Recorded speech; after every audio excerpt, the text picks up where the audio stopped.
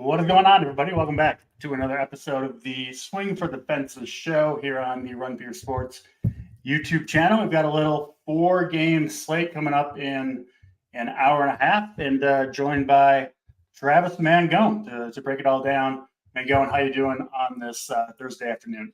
Yeah, for one, I got to move us. So I'm going to move us over. You got to get back in your hosting. All right. Yeah. So now things feel back to normal. Good overall. Typically, you're going to have JT on Thursdays, but I'm covering him. It's a weird slate today. I tried to say I was talking to some DFS bros last night. We were playing some video games, and I was like, tomorrow sucks. There's like no sports. And they're like, yeah, there's sports. I'm like, nah, this is a quiet day, right? It's like 3 NBA games, like 3 MLB. It's a crazy April, so we have a little bit of a relaxed day, but I'm excited for it. It's like the calm before the storm, right? We have this weekend. We have a ton of stuff going on DFS-wise. We have the Masters coming up. And hey, DC, I don't know if you're a wrestling guy. WrestleMania is this weekend. So we'll find ways to entertain ourselves between MMA, golf, and March Madness, all the good stuff. It's got a fun like week and a half coming up here, especially with we have the semifinals and the finals in the March Madness stuff. So great time to sign up for sure. Yeah, for sure. And I'm kind of like all in baseball mode, just kind of watching all this stuff. And it's very fun. Been right about some, wrong about more than, it's like you want to get every cheap pitching recommendation right. That's going to be low. And it just doesn't work out that way, right? Sometimes. So it's been of course up and down, some good wins, but yeah. Did you see what happened in the NBA last night? Did you catch any of the madness? I didn't see any of it, no. Okay, so because you're out of the loop, it'd be fun to tell you. And Alex brought it up in the chat. It's a shit show right now. So like 7:30 hits Eastern, and like 7:32, Kate Cunningham rolled out, right? Like game locks and everything. 2 minutes after lock. 2 minutes after, dude, Malachi Flynn dropped 50, I didn't see that. He scored 50 real points.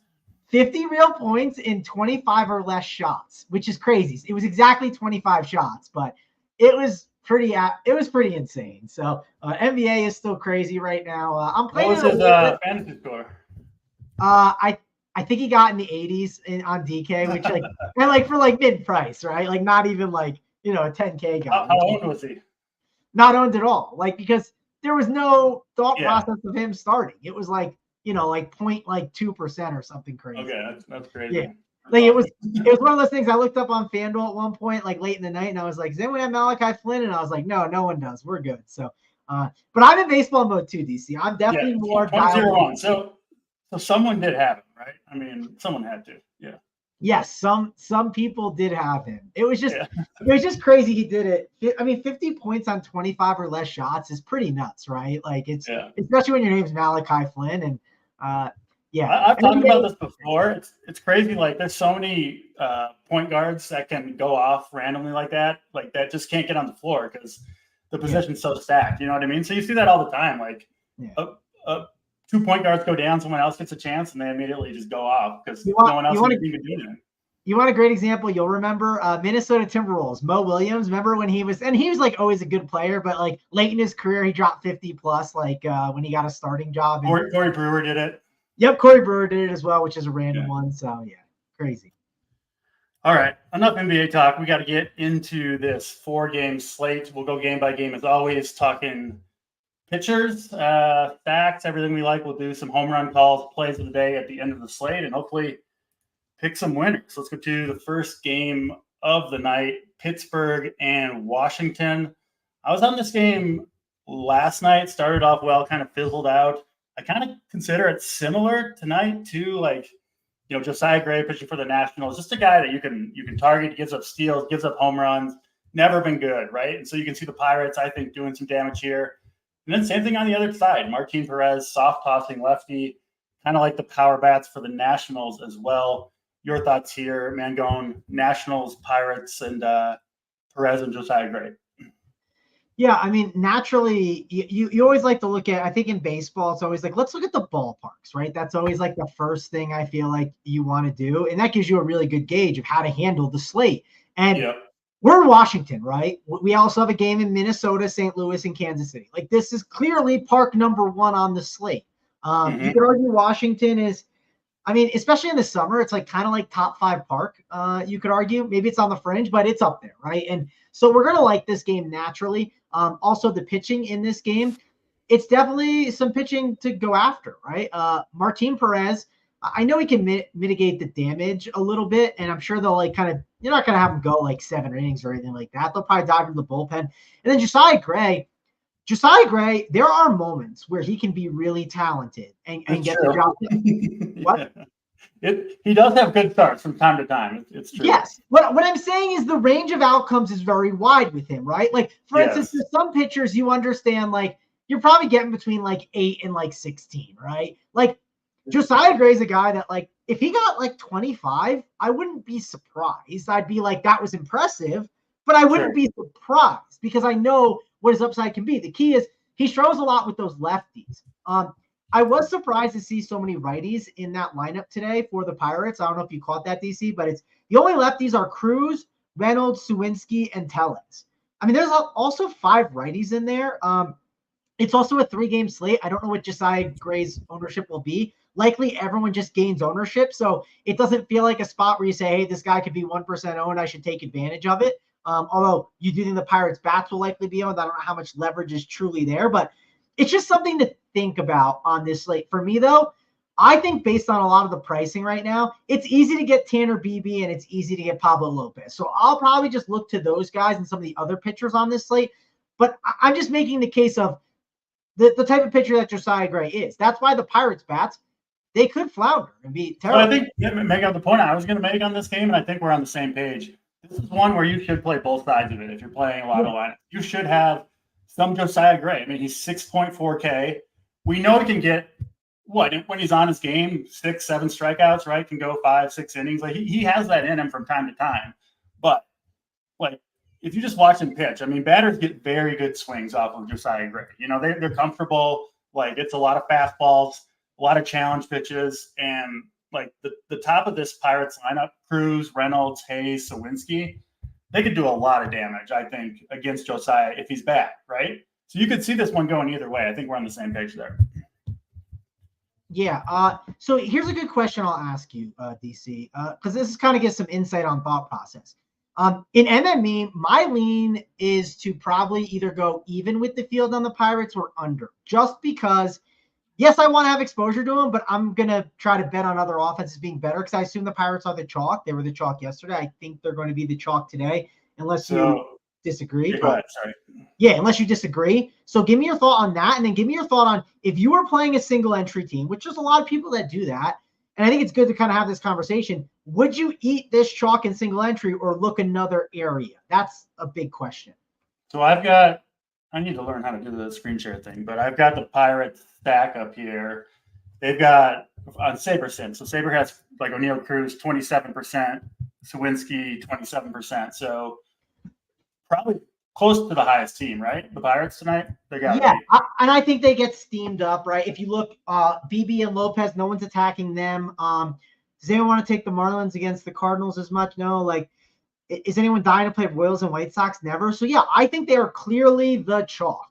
So, and I think on shorter slates, and I'm doing those after hours playbooks more. So I think when you have a team that's super chalky like the Pirates in a spot like this, I just think it's a really good conversation point. Like in single entry, would you play it and eat that chalk or fade it? Clearly last night, the move was to fade it. Yeah, it was last night, but man, I was just watching them hit off of Trevor Williams. Like I felt really good that it was going to go off. Now it didn't work out, but I think when I watch this game, and I'm kind of leaning toward playing the Pirates. Like I think they're going to get very, very good swings off of Josiah Gray. It's the best park, right? They've got none of these guys are going to be pinch hit for. They've got the full 9 innings. They've got a bad bullpen. I do think it's good chalk. Now, that doesn't mean that's the right side of it, but that is the way I lean on this one. Yeah, I'm sort of leaning the other way. Yeah. I don't know if it's recency bias from yesterday, of course, but I don't want to do them as a 5-man. I think I want to do it. Like if I do it, I think it's like more the mini stacks. Because again, I don't hate these guys, but I just don't want to go all the way in. I think you should play. So I think they're not great one-offs, but I think if you're going in on the Pirates, you should play the 5-man, right? Because you're trying to, because they're all chalky. So you've got to, like, I don't know if that makes sense. I think you got to kind of blast it in there if you're playing them at all. I just hate this bottom of the order. Like, I mean, if I had to pick, like Tellez, I don't mind, but that's everyone's bottom of the order guy. I guess Henry Davis, I wouldn't hate because he's a catcher, right? And catcher's just terrible. He's good too, man. He can hit. Like Sawinski can hit. These guys are good hitters. Is the thing. If I was picking the 5-man, it would likely be Sawinski in it, Tellez, Davis, and then I would pick 2 more of O'Neill Cruz, Reynolds, Cabrian Hayes, and Connor Jones. But I think that's how I would build it. Yeah, I mean they're all good plays, which I think makes the stack worth playing even at high ownership.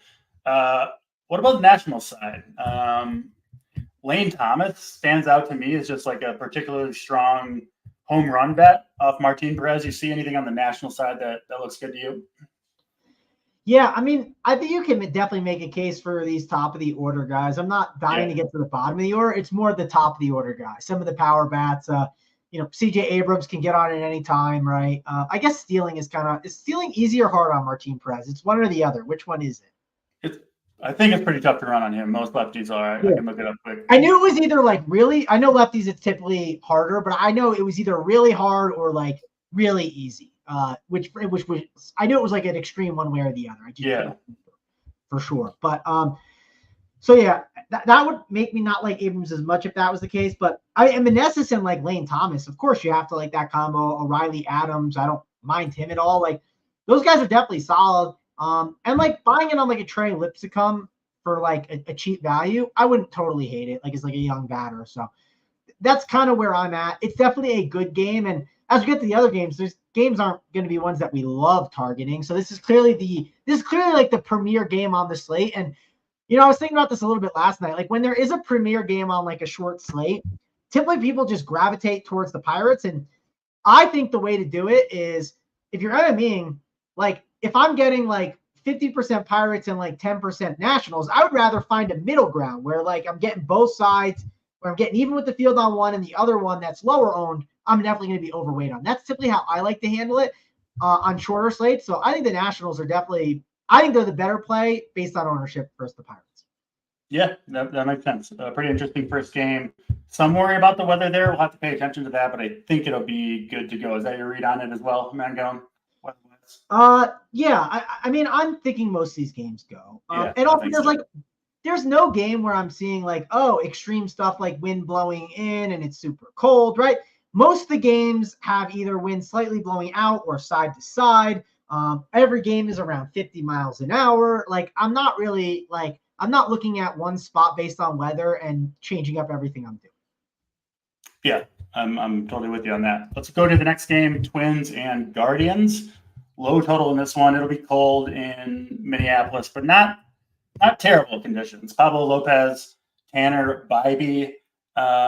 This one's interesting. We saw what the Guardians did yesterday. I don't know if you saw to George Kirby, just like all these base hits, batted balls, putting the ball in play. The Guardians are pesky, and I think this is interesting against Pablo Lopez, who I do think is going to be the highest owned pitcher on the slate, I believe. He's the best pitcher on the slate for sure, so I totally get it. Bybee is going to be up there ownership-wise as well. I think, Mangone, a lot of people are going to go to this game for pitching. Is that your read on the situation as well? Yeah, I feel pretty confident just to go with pitching. If I get a one-off, like, because I build, and I'm playing more FanDuel today, I build a lot of 4-3-1s, and if you're building 5-2-1s, and keep in mind short slates, 4-3-1s I think are more in play for those slates and a little bit different ones. If you want to take a one-off of like a power bat that you were, are confident in, sure, I don't hate that. Like, could Jose Ramirez hit a home run off of? That was the point I was going to make, Mango. And I think these Indians or Guardians rather are really, really good plays against Lopez. Yeah. I mean, these guys are going to be 4% owned. Lopez not as good against lefties. These guys make contact. There is wind blowing out to right field. Like, Lopez is a really good pitcher, but he had like a 3.5 ERA last year. He's not unhittable. He gives up hard contact. He gives up home runs. The Indians running all over the bases. I think they're really interesting as a contrarian stack here against Lopez. Yeah, I mean, we're definitely arm in arm with that. Like, I think it's just you can't ignore it. I'm not saying I'm gonna 5-man them or 4-man them, but like you had said on that one show, and I thought it was a really good point that you brought up is like some of these pitchers, like Garrett Cole's a great example. Like it feels like clockwork. Every game he gives him a bomb. He gives up home runs. So does Pablo Lopez. Like, these guys are not like drawn dead to go yard off Lopez. You know what I mean? That's what the market is treating him like, though. Yes, and like if you look like let's look at the third base position today. Just third base isolated, because Jose Ramirez could easily hit one off. Everyone's probably going to play Brian Hayes, and like, what are they going to do? Maybe punt for a value? Like, other than that, there's not a lot to like. Like, I don't think people are going to spend all the way up for for Jose Ramirez. So I think it's a good call. I like getting exposure to some of these guys, and you can always make the case for some of these Twins, right? Going against Bybee, as Stever says in the chat. I was pronouncing it wrong, but you could take shots on these guys. But I don't want to be like all in on full stacks. It's mainly mini stacks and one-offs. That's how I would handle this team, and it seems like you and I agree on that. So, yeah, I'll mention a couple players just in general. I think Andres Jimenez is on the verge of a breakout season. He just looks really, really good at the plate, running all the time, making contact. And it does seem to me like Jose Ramirez is pretty locked in as well.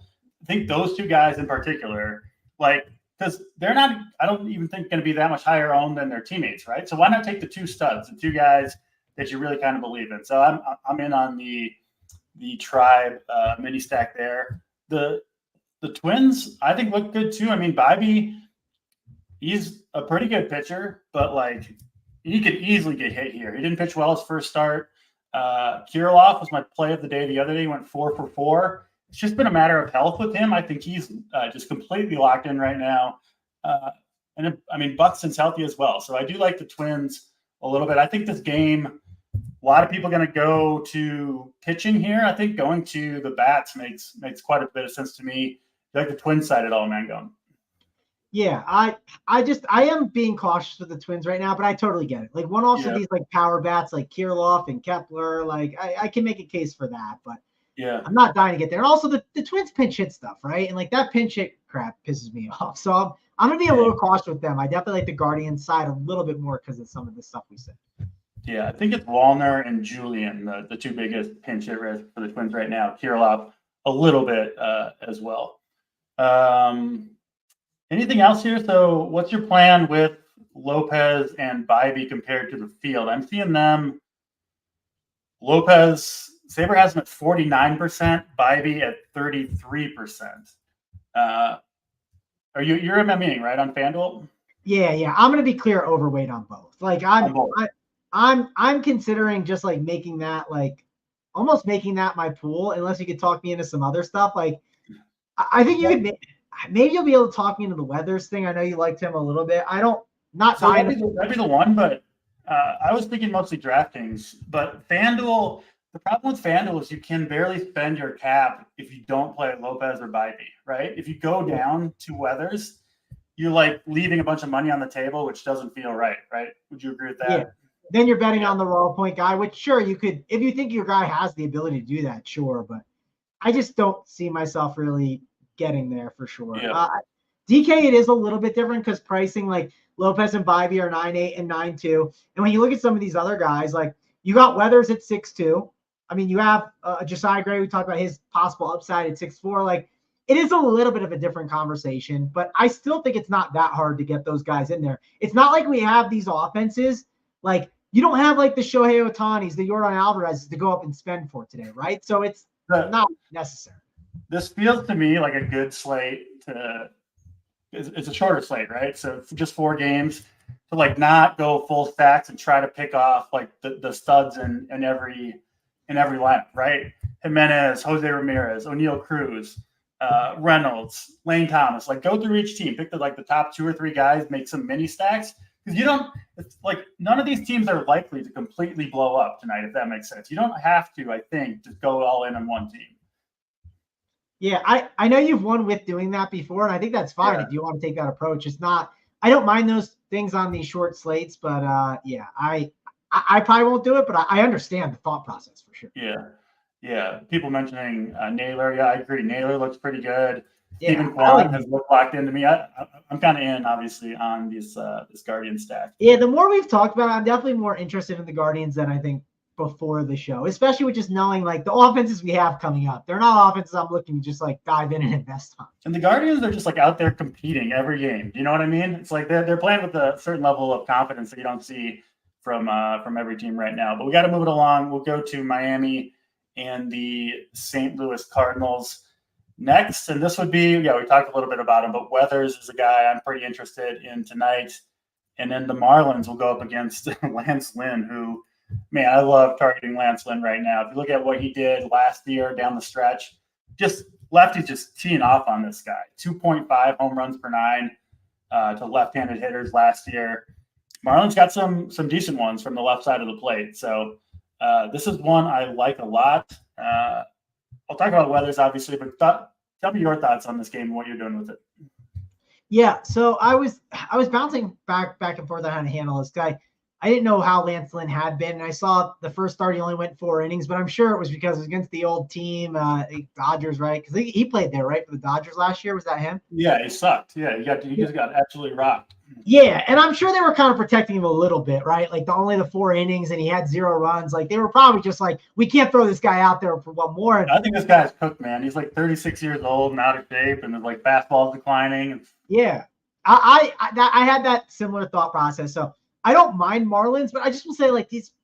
I mean, you sound more excited about these guys than I do, right? Like I like the 1 through 6, but that 7. I mean, Anderson's fine. I don't know about Nick Gordon. I guess maybe you can give me an opinion on if. I mean, he has shown power and pop when he's with the Twins, I guess, but I don't know. I'm gonna like some Marlins because I actually don't like the Cardinals here. I like Weathers a little bit more. Weather. Get on board the Weathers train, man. Going. No, I'm on it for sure. So I don't really want to play too many Cardinals. I'd play the Marlins over them. And the Marlins get out of that ballpark, right? That ballpark they're in sucks.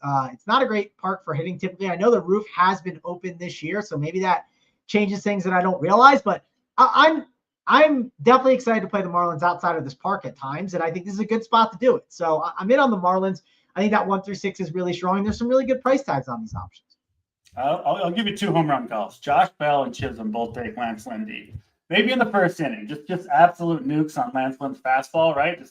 Can't you just imagine it? Josh Bell just getting off on one. I mean, I like it. I was invested on the Marlins against Pablo. Was it Pablo Sandoval? Was it Pablo Sandoval? Yes, that's who it was. I was gonna say someone else, old player for the Giants. I forgot what his name was, but I did say him, Pablo. It's Patrick Sandoval. My bad. So. Patrick Sandoval. I'm going to be in on the Lance Lynn experience too, and taking him yard with some Marlins. I'm loving this one. I have a feeling K-Pal will be in on the Cardinals today. That doesn't make sense. We do go toe-to-toe sometimes. I also swore, I swore off playing this Cardinals team even when they're seeing righties or lefties, right? Like it always looks great and it never goes well. That's what I'm kind of thinking. So I'll talk a little bit about Ryan Weathers, who, like I said at the beginning of the show, I've hit on some of these dudes, missed on others, and you start to get like you can get an early feeling of what the trajectory of your hits and misses are. So I think Ryan Weathers is who everybody thought AJ Puck was going to be, right? Marlins lefty. We thought Puck was going to come out throwing like 95, 96. It's Weathers who did. He averaged 97 with the fastball with 4 pitches, pounded the zone against the Pirates. I thought he looked really good in that game. He did get 5 strikeouts, but they were like 2 strike counts after 2 strike counts. He just couldn't quite put them away. And I think Weathers is the guy who could come out here, like, I think he could just like throw gas past these guys. Like Goldschmidt and Arenado I don't know. I think they're getting a little bit long in the tooth where I think Weathers can throw their fastball past like the 2 big bats in there. And then the rest of this lineup, like, I think it's a pretty good matchup for Weathers, honestly, especially in this park, especially with the wind blowing across the field where it's hard to go deep. Like Goldschmidt and Arenado are like the 2 guys I'm worried about, but the weather is tough for them in this scenario. I think Weathers can kind of freely attack. That's me trying to convince you on Ryan Weathers. It'll work at all. No, I'm in on it. I know you talked about how on like FanDuel, you play Weathers and it's hard to spend your salary. I'm gonna take that approach. I'm gonna get some Weathers. What's the ownership on FanDuel? I haven't looked at FanDuel ownership. It's probably nothing. I see like 3%. I mean, cool. Yeah. I got to get in on that. It does seem like people are going to play Lance Lynn too over there, right? Like the 2 options people are playing are Lopez and Beebe. They might take chances on Lance Lynn because he's 8,500, and then Weathers at 7.7 is just not going to be on. So I'm definitely going to be in on the Weathers. I mean, as long as he's as long as he's SP1, right? Then it doesn't matter, like, if you leave the salary on the table because you got the Correct. SP1. Yes, and I think he has the ability to, right? Like it's not. There's no question he's SP1 more than 3% of the time on this slate. Yeah. Not a question in my mind. So yeah, I would tend to agree on that. So I'm sold on Weathers for sure, and I'll probably lower my Cardinals a little bit for sure, and be higher on Miami. So I'll have to make those adjustments when we get off because, hey, on FanDuel I'm naturally getting a lot of them, obviously, and I assume on DraftKings you're going to get a lot of them too. Like Victor Scott is 2.6K as a leadoff guy. People see a leadoff guy and they just want to take him when he's 2.6K. They just assume, well, and Ivan Herrera, he is 2.5K on DK in the 4-hole as a catcher. Like people are playing these guys. And I just, on shorter slates, I like to look at spots and say, maybe the field is too high on this spot. Will I be right every time on it? No, but I think the field is wrong to be too high on them. And I think the field is too wrong to be high on the Cardinals. All right, me and Mangone slamming in some Ryan Weathers tonight. We'll see. We'll see how it turns out. I feel pretty good about it, and hopefully Weathers. Just repeat last year, DC, like the Cardinals at chalk, like every time. It just never worked out. Like I know we're not supposed to be like results oriented, but against the pitcher that I really do believe in long term too. So I actually think this guy has a lot of talent. So yes, there's other reasons behind it. It's not just like, but it's just I'm just using the jokingly simple rule. Yeah, it's got both things, right? It's a pitcher we believe in, and it's a matchup that we've seen bust so many times when you think it's not going to, right? This would be one of those times, the Cardinals against the lefty, but we'll see. Hopefully, he doesn't get bombed in the first inning. We'll get some tweets if he does. I'll move on to tomorrow, right? I'll take my L and move on to tonight's NBA slate. 100%. We'll be back in the streets tomorrow, no question. Whether it does good or bad. Let's go to the last game on the slate. It is the White Sox and the Kansas City Royals. In terms of Vegas stuff. 8 total in this one. Seth Lugo minus 170-ish over Mike Soroka. This game's kind of boring, to be honest, Mangone. I think Soroka looked awful his first start. I had some, ill-fated optimism for him. So I like the Royals a little bit. And then Lugo, I just think he's a fair price, especially if you want to be lower on the field on Pablo because you like the Guardian. So Lugo, I kind of think is the safe option that, I don't know. You're just hoping he ends up SP2 or SP3, right? Your thoughts on Lugo, Soroka, Royals, and White Sox? Yeah, well, I know this game's not on FanDuel, but on DraftKings, I think this is a great example of a spot where, we had recently this season, it may have been a bigger slate than this, but, remember when my boy Luis Robert, remember when he dropped a 50-piece on FanDuel and 37 on DK against the Tigers? He's that guy, right? It doesn't matter. Yeah. He's going to get 4 at-bats likely today. Don't ignore him. He will be well-owned. He's a low-owned guy. Whenever I do my MME, one thing I go through and I make sure is this was what I was talking about earlier, Mangone, where I just want to get over on these absolute studs, right? As much as you can, because these are the guys that can completely break the slate. Yeah. If you remember, we did a slate not too long ago, and I talked about hey, it's not a bad idea to be overweight on Mike Trout, right? No one wants to play him. He's an elite hitter on a bad offense. And there's no reason to play I'm trying to think of who the top guy would be, but why play 80% Brian Reynolds when you could play 40% or 50, and then you can get some Luis Robert, right? Get him in there on your team. I don't want to ignore the elite bats like him. I think there are guys you can get exposure to, even Gavin Sheets, if he's in there. We still don't have the lineup. If we don't have the lineup by the time lock comes, people are going to be very, very frustrated. I'll tell you this, the White Sox predicted lineup will probably be very, very close to what the actual one is. I wouldn't expect any surprises there. Correct, but people aren't thinking that way, right? So I want to get some exposure to these guys, especially the power bats. And same with Kansas City. We talked about this all last year. I got to cut you off, Mangone. We do have a confirmation, apparently, that K-Falic does indeed have the Cardinals in the score. I'm sure he does. It's not. I got to go check to see if that's actually right next to your Ryan Weathers score for sure. Yeah, I got to put Weathers in there now. Yeah, is it up? I'm looking. There it is. No, it seems to be a lie. It's not true. No, he's lying to us. JBC has Cardinals, so that works too. Okay, and be fair, JVC does play a lot of chalk, and I talked about how they're going to be kind of chalky. So I just want to be under on them. And like I talked about the Royals last year, how like last year, like it was like Bobby Witt Jr. and Sal Perez. They were two options that had huge upside. You could roster at catcher and shortstop, which last year shortstop wasn't fun to roster, and neither was catcher. Like it always is never fun to roster. And I am not ignoring these Royals here. Royals, I think, are really good plays. I think you play the 5-man. I want to be well overweight on the Royals here against Soroka. And, the White Sox, they're going to be a disaster this year. There's a couple of teams that are going to be a mess, and the White Sox seem like they're going to be one of those teams, especially pitching-wise. Hitting-wise, they're going to show some bright spots, but hitting-wise or pitching-wise, it's going to be really good. The White Sox are horrible, man. It's all right. I know they are squad, but they're real bad. Yeah, I mean, they have some bats I really like, right? That's like the only thing, and that's probably my bias there for sure. Yeah.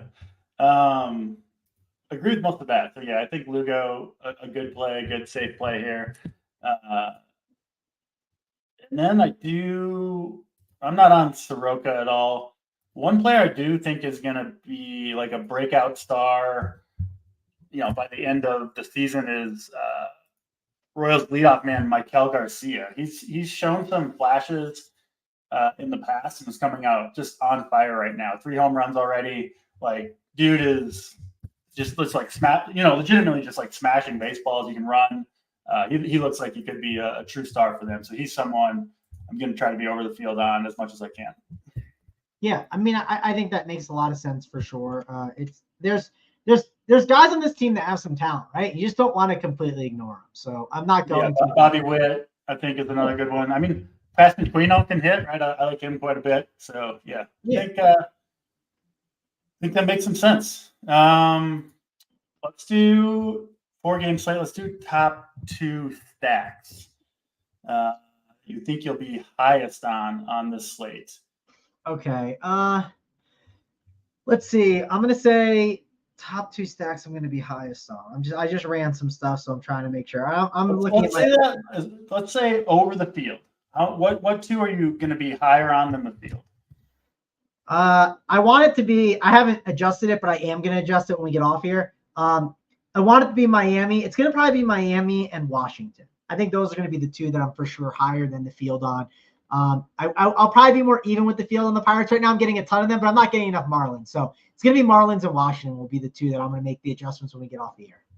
Yeah, I'll have plenty of Nationals, but I think Marlins and Guardians. I think I might roll with some of those Guardians up top. Royals too, and then Pirates. I'll probably be at or near the field. Home run call, maybe a single one-off from a team that you don't mind playing? Yeah. Let's see. Let's go with we'll go with one of your guys, so you'll have another one if not. I'm gonna go with Josh Bell. I think Josh Bell is in a really good spot. The more we talked about it, I like those lefties a lot. So you kind of sold me. Coming into the show, I was like torn on the Lance Lynn thing, and I wanted to get some more information, but you definitely sold me. And I played the Marlins the other day, and I liked them. I want to stick with it, right? I'll be mad at myself if they crush it tonight. Yeah, you got to go after those juicy Lance Lynn fastballs. Come on now. I'll stick with the Marlins. I know I gave Bell and Jazz, but the other third guy I think has the next best chance, Mr. Jesus Sanchez, who can also just hit absolute bombs off of fastballs down the middle, which against Lance Lynn, I think you'll get a few of those. Play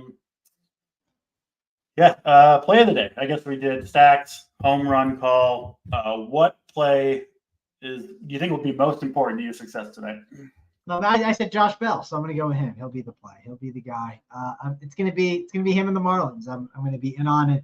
Washington, like I said, I'm going to be lower on the Cardinals. That is a specific team that I think a lot of people are playing that I'm going to be very much lower on than the field here. Hopefully that works out for me. Yeah, I will go with Weathers, and then Andres Jimenez, I think, is going to have a big night against Pablo Lopez. All right, that will do it for this show. Thanks for watching, everybody. Of course, we'll be back tomorrow at the normal time for a big Friday slate. We'll get on out of here for Mangone. I'm DC, and we're out.